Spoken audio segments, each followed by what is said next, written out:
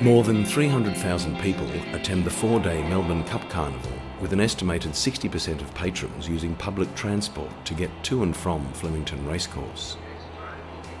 Oaks Day is the busiest day on Melbourne's public transport network for the year, with this being one of the few major events occurring on a normal work and school day. And for some commuters, the Cup Carnival is one of the few occasions they use public transport for the year. So to ensure racegoers have a great day and the event is a success, it is paramount that transport operations run smoothly. First of all, this is a fantastic event for Melbourne.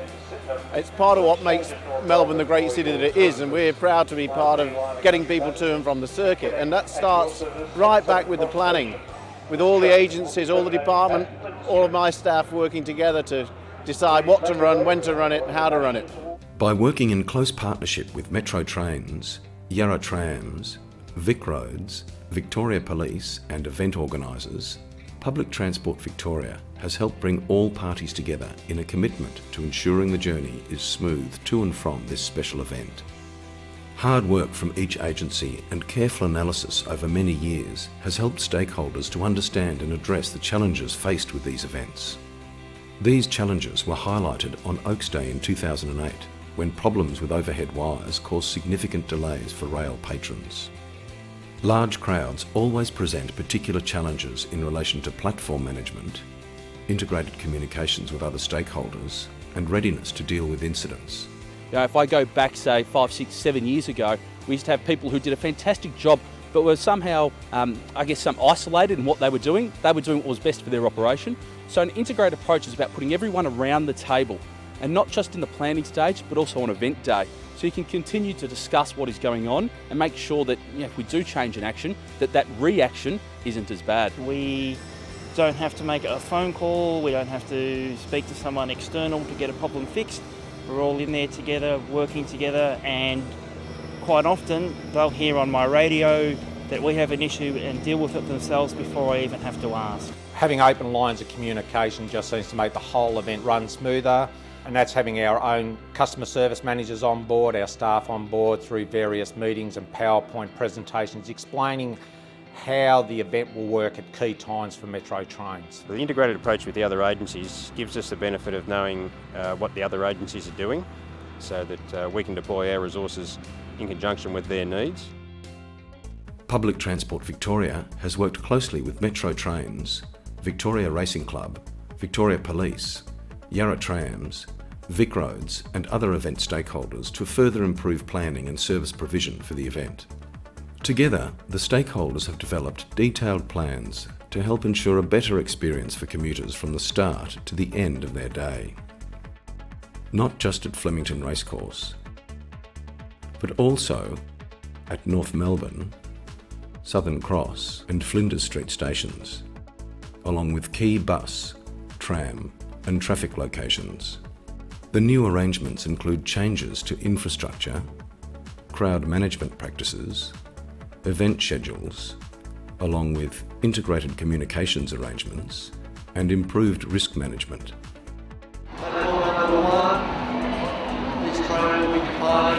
Crowd management at Flinders Street, Southern Cross and Flemington Racecourse stations ensures crowds are well managed to avoid overcrowded trains. We've got some strategies at Flinders Street where we will, on Oaks Day, we will maintain the rear 2, rear 3 cars at Flinders Street station and keep them empty for the Southern Cross station crowds and also the North Melbourne crowds. We're looking to fill the platform to an extent that it's not overfilled. So we allow about 1 train load of passengers onto the platform so that Metro can control, together with transit police and their authorised officers, how many people are getting onto the train so that it's a comfortable ride and a safe ride. And changes to tram load zones enable better passenger loading and improve traffic flows. The key components of operation here are the additional trams to cater for race patrons and our customer service and other staff on the ground to assist those people either boarding and alighting the trams. The main challenges we face here at Flemington are the same as we face on other places in the network. It's the traffic on the road and keeping the trams moving through that traffic, particularly the extra traffic that's out and about today for the races. Much work has been done in conjunction with VicRoads to direct traffic in ways that help tram services and manage the interaction between pedestrians, trams and traffic. We were able to use CCTV to observe any queuing, and we can manipulate the traffic lights to give preference to particular movements to improve traffic flow toward the racecourse in the morning and again out of the racecourse in the afternoon.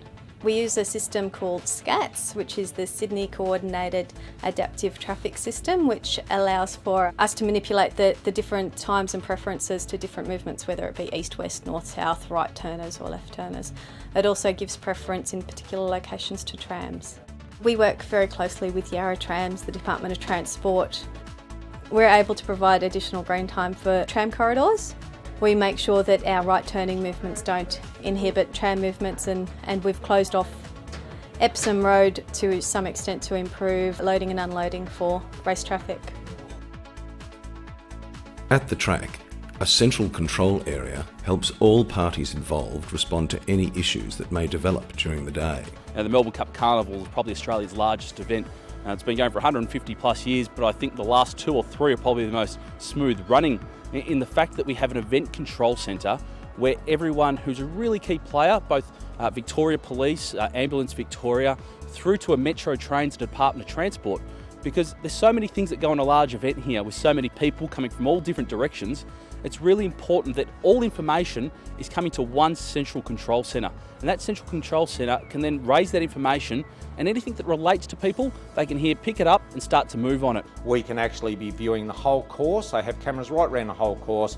We can actually see where people are leaving from, at what times, and we can work various parts of the station to suit sending them over to platform 2 or platform 1. There might be a problem that arises, and the answer that helps the traffic is not the answer that helps the trams.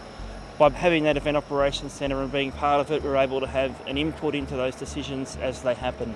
Being involved in the Event Control Centre allows us to form those partnerships with the other agencies so that we can respond to their requests for assistance, and we can also get their assistance when we need them to come in and give us a hand as well. So we can deploy our resources where they're really needed, make those decisions on where we should be going and prioritising what we need to be doing.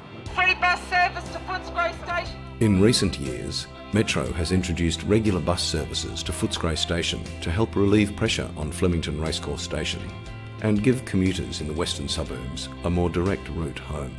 The busing that we're doing today down to Footscray to ease the journey for passengers going off to Williamstown, Werribee, I think that's brilliant.